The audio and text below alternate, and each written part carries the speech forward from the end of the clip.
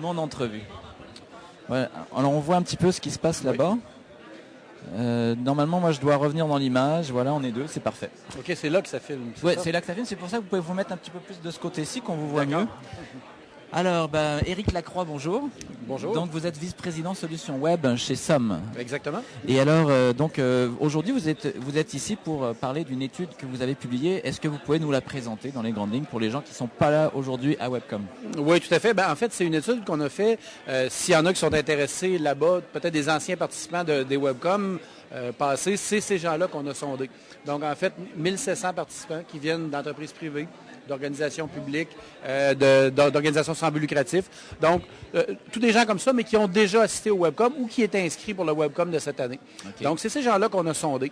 Et on voulait savoir leur perception du Web 2.0 et l'impact de ces technologies-là dans leur organisation.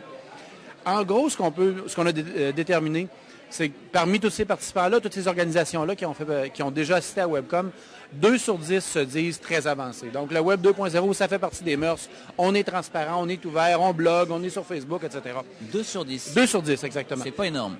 C'est pas énorme, effectivement. Et rappelons-nous que c'est des participants au Webcom passé. Oui. Donc, c'est pas la majorité des entreprises qui sont là. Donc, 2 sur 10 sont bien là, sont avancés. On a 4 sur 10 par la suite qui, eux, regardent ça, commencent, ils ont intégré des choses, commencent à intégrer les pratiques et tout ça, et ça s'en vient. Donc, c'est embryonnaire, on développe des choses tranquillement là-dessus. Il y en a 3 sur 10 qui, eux, sont en mode observation. C'est probablement pour ça qu'ils sont ici au Webcom ou qui sont venus l'année passée.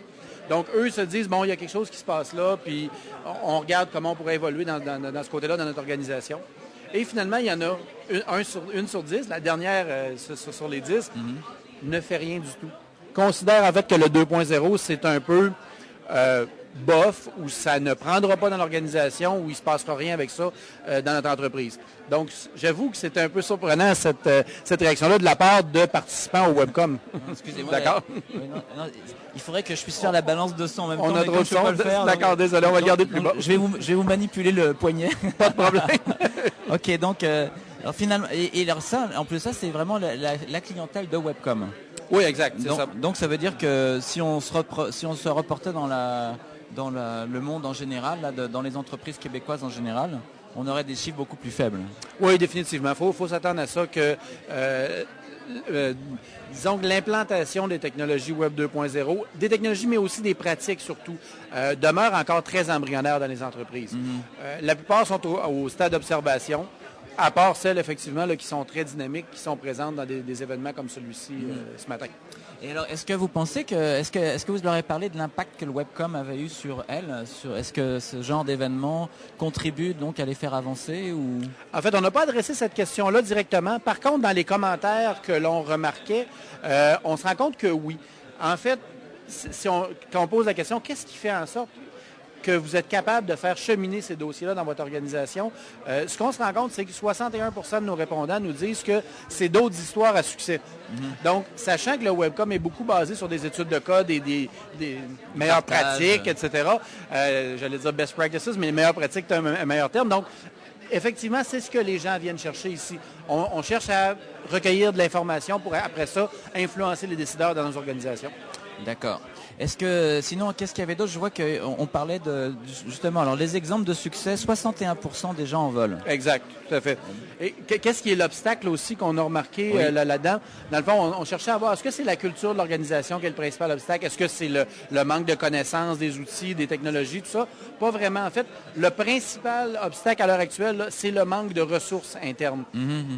Évidemment, l'aspect, donc on était... l'acétate précédente. Yep, ouais, on regarde les acétates en même temps, parce que moi, j'ai pas vu votre présentation, donc... Oui.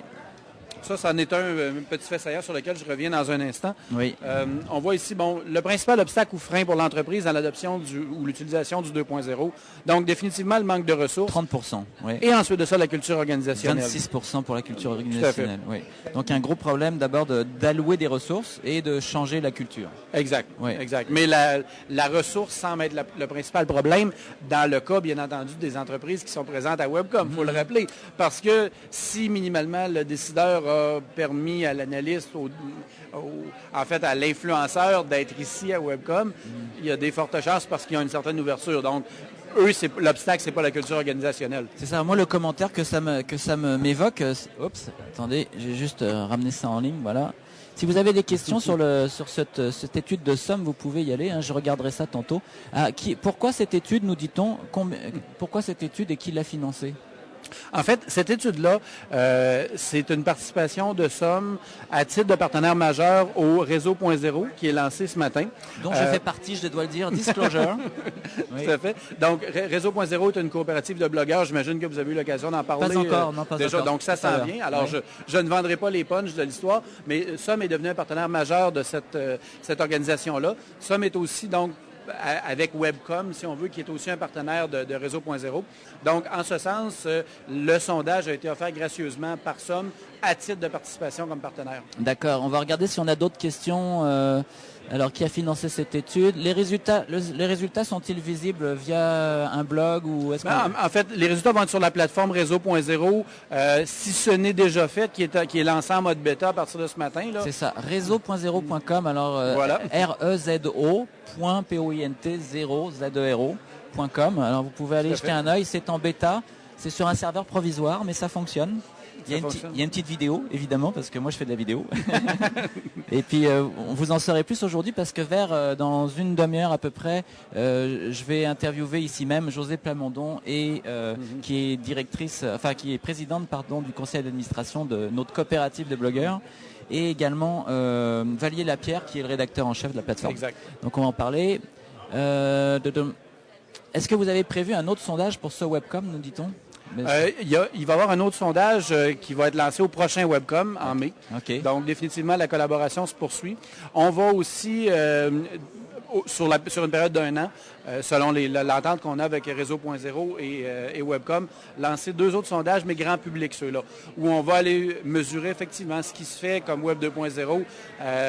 Est-ce que les gens tweetent, par exemple, ou quoi que ce soit? Quelle proportion des Québécois sont sur Facebook? Qu'est-ce qu'ils y font? Est-ce qu'ils travaillent? Est-ce qu'ils l'utilisent au travail, etc.?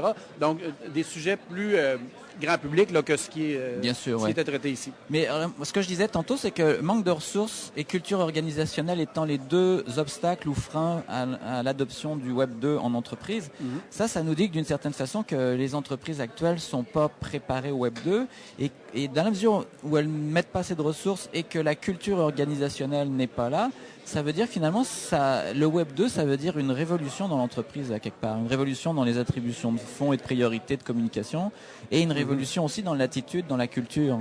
Donc, définitivement. Où est l'œuf et où est la poule? Est-ce que les technologies du Web 2 obligent les entreprises à changer ou est-ce que c'est le changement requis par la société qui fait que le Web 2 existe, à votre avis? Ça, c'est difficile. En fait, j'ai l'impression que les entreprises n'auront pas le choix de toute façon. L'information existe, qu'elle soit positive, négative à l'endroit de l'entreprise, mais l'entreprise ne la contrôle plus. Donc, on n'a pas le choix. Je veux dire, monavis.ca permet de donner notre avis sur n'importe qui, sur n'importe quelle organisation, sans qu'elle le sollicite.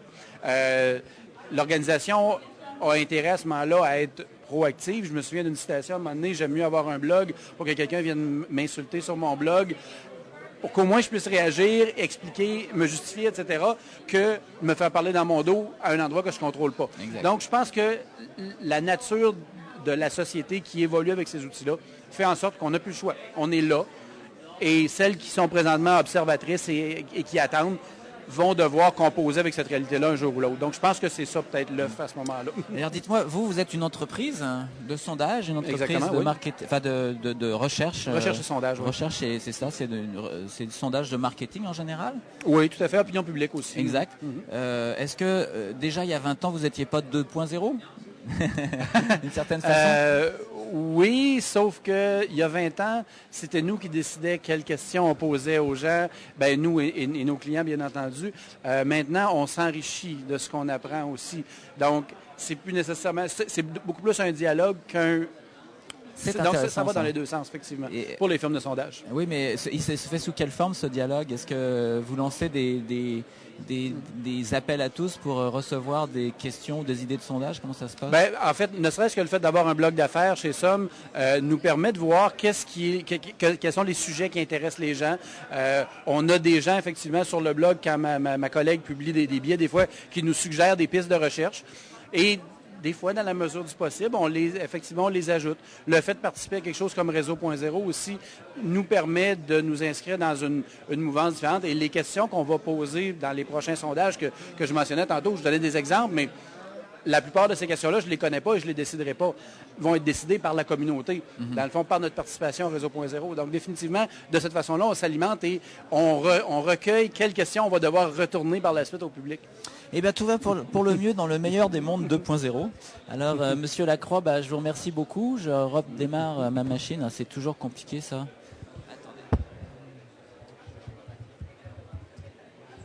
Voilà. Alors, je vous remercie beaucoup. Puis je vous souhaite une belle journée, un bon webcam, une bonne conférence. Beaucoup à vous. Merci.